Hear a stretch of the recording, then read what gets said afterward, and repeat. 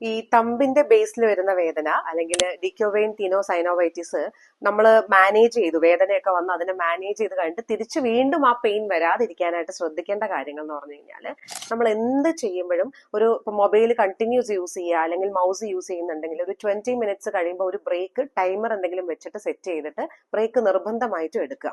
And നമുക്ക് repetitive ആയിട്ട് കൈ ചുരുട്ടിയിട്ടോ അല്ലെങ്കിൽ കൈ വല്ലാതെ ട്വിസ്റ്റ് ചെയ്യുന്ന രീതിയിലോ ഒക്കെയുള്ള ഭയങ്കര സ്ട്രെച്ച് ചെയ്യേണ്ട രീതിയിലൊക്കെയുള്ള ആക്ടിവിറ്റീസ് ഉണ്ടെങ്കിൽ രണ്ട് കൈയും കൂടെ യൂസ് ചെയ്യാൻ പറ്റുമോ നോക്കുക. അതല്ലെങ്കിൽ ഒന്ന് മാറ്റി മാറ്റി മറ്റേ കൈയും കൂടെ ഉപയോഗിക്കാൻ നിർബന്ധമായിട്ടും ശ്രദ്ധിക്കുക ഏത് കാര്യം ചെയ്യുമ്പോഴും. ആൻഡ് നമ്മളിങ്ങനെ ഇപ്പൊ ഗ്രോസറി ബാഗൊക്കെ വെറുതെ ഇങ്ങനെ തൂക്കി പിടിക്കുമ്പോൾ ഇവിടെ ഭയങ്കരമായിട്ട് സ്ട്രെസ് വരും. അതിൽ വരാതിരിക്കാൻ വേണ്ടി മറ്റേ കൈ കൊണ്ട് ഈ ബാഗിന്റെ അടിഭാഗത്തൊന്ന് താങ്ങി പിടിക്കാം, ഇല്ലെങ്കിൽ ബുദ്ധിമുട്ടില്ലാത്ത കൈ കൊണ്ട് അതിനെ ഹോൾഡ് ചെയ്യാനായിട്ട് ശ്രമിക്കുക. ഇങ്ങനെയുള്ള പാറ്റേൺസ് എല്ലാം തന്നെ നമ്മൾ കീപ്പ് ചെയ്ത് കൊണ്ടുപോവുക.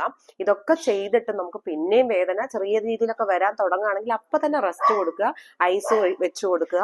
പക്ഷെ പിന്നെയും വന്നുകൊണ്ടിരിക്കുകയാണെങ്കിൽ നിർബന്ധമായിട്ടും ഒരു ഹെൽത്ത് കെയർ പ്രൊഫഷണൽ കണ്ടിട്ട് അതിന് വേണ്ട ട്രീറ്റ്മെന്റ് കൃത്യമായിട്ട് ചെയ്യുകയും ചെയ്യുക. ആൻഡ് ഡെയിലി സ്ട്രെച്ചസ്, ചെറിയ ചെറിയ ഒരു 20 സെക്കൻഡ്സ് 30 സെക്കൻഡ്സ് ഒക്കെ വരുന്ന സ്ട്രെച്ചസ് ഡെയിലി സ്ട്രെങ്തനിങ് ചെയ്യാനായിട്ട് പ്രാക്ടീസ് ചെയ്തുകൊണ്ടേ ഇരിക്കുക. ഇത്രയും കാര്യങ്ങൾ ചെയ്തു കഴിഞ്ഞാൽ ഒരു പരിധി വരെ ഈ ഒരു പെയിൻ നമുക്ക് മാനേജ് ചെയ്ത് കൊണ്ടുപോകാൻ പറ്റും.